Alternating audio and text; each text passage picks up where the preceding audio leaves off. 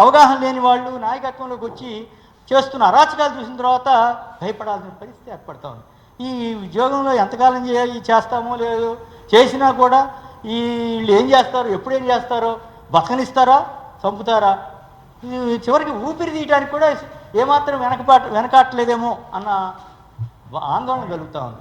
అది మంచిదా కాదా అనేది వాళ్ళు ఆలోచించుకోవాలి. దురదృష్టం ఏంటంటే తప్పు చేస్తే ఏం వదిలిపెట్టరు రాజకీయ నాయకులు. నేను ఇంట్రెస్టింగ్ విషయం చెప్తాను. ఒక పోలీస్ ఆఫీసర్ని నేను ఒక సందర్భంలో అడిగా, ఏమండి మరి రాజకీయ నాయకులు ఇవన్నీ మాట్లాడుతున్నారు కదా, ఇవన్నీ తప్పు కదా, అట్లాగే కొంత మెయిన్ స్ట్రీమ్ మీడియా అనుకున్న వాళ్ళంతా ఇట్లాంటి ఫలానా అభ్యంతరకరమైన పదం అని చెప్తూ వాళ్ళు పూర్తిగా వాడారు కదా, మరి మీరు వాళ్ళ మీద ఎందుకు చర్య తీసుకోవట్లేదు అని అడిగితే వారు ఇచ్చిన సమాధానం ఏంటంటే, ఒకటి అది వాళ్ళు రాజకీయ నాయకులండి, వాళ్ళు ఏం మాట్లాడుకోవచ్చు, రాజకీయ నాయకులు మాట్లాడుకోవచ్చు, ఏమైనా మాట్లాడవచ్చు అని ఒక పోలీస్ ఆఫీసర్ చెప్తే నేను బిత్తరపోయి వినాల్సి వచ్చింది.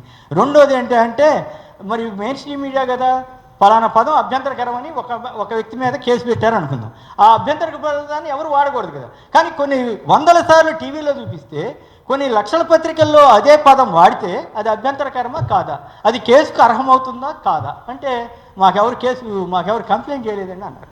అంటే చూడండి వివక్ష.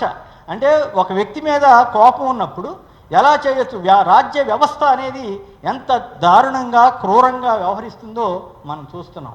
ఆ పరిస్థితి ఉండకూడదు. సమాజంలో తప్పు చేసిన వాళ్ళు ఎవరైనా సరే చర్య తీసుకోండి, మనం తీసుకోవద్దని చెప్పినా కూడా మనం వినరు, అది వేరే విషయం అనుకోండి. వాళ్ళకి కావాల్సిన వాళ్ళని ప్రొటెక్ట్ చేస్తారు తప్ప వాళ్ళకి అవసరం ఈ పద్దాకు తలనొప్పుకున్నాడని ఉంటే ఏదో రకంగా ఇబ్బంది పెట్టడానికే ప్రయత్నం చేస్తారు. కానీ ఒకప్పుడు అట్లా ఉండేది కాదు.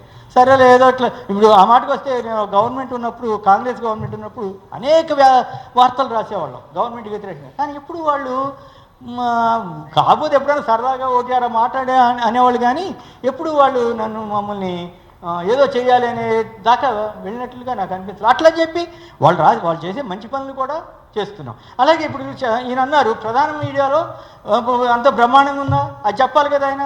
మరి ప్రధాన మీడియాలో కొందరు మరి ఢిల్లీలో కాలు మీద కాలేసి కూర్చుంటున్నారు కదా, మరి మీరు వాళ్ళని ఎందుకు చేయలేదనిపించిందని ఎవరో మిత్రులు అది రాశారు.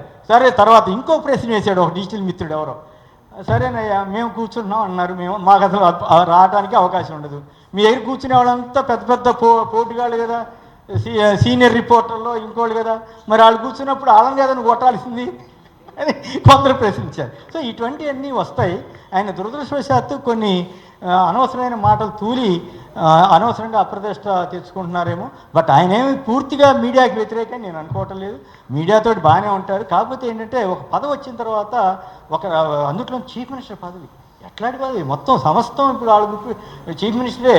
అదే ఇంకో కాంగ్రెస్ పార్టీ అయినప్పటికి కూడా చీఫ్ మినిస్టర్గా ఒక హోదా ఉంటుంది కదా, ఎంత గ్రూపులు వ్యవహారాలు ఉన్నప్పటికి కూడా ఇప్పుడున్న పరిస్థితిలో చిన్న రాష్ట్రంలో ఆ పదవికి ఉన్న పవర్ అట్లా ఉంటుంది. కాబట్టి ముఖ్యమంత్రిని ప్రసన్నం చేసుకోవడానికి ఆఫీసర్లు, పోలీసులు అందరూ పోటీ పడుతుంటారు. సో వాళ్ళు ఆయన్ని చేయడం కోసం జర్నలిస్టుల మీద కూడా పడుతుంటారు.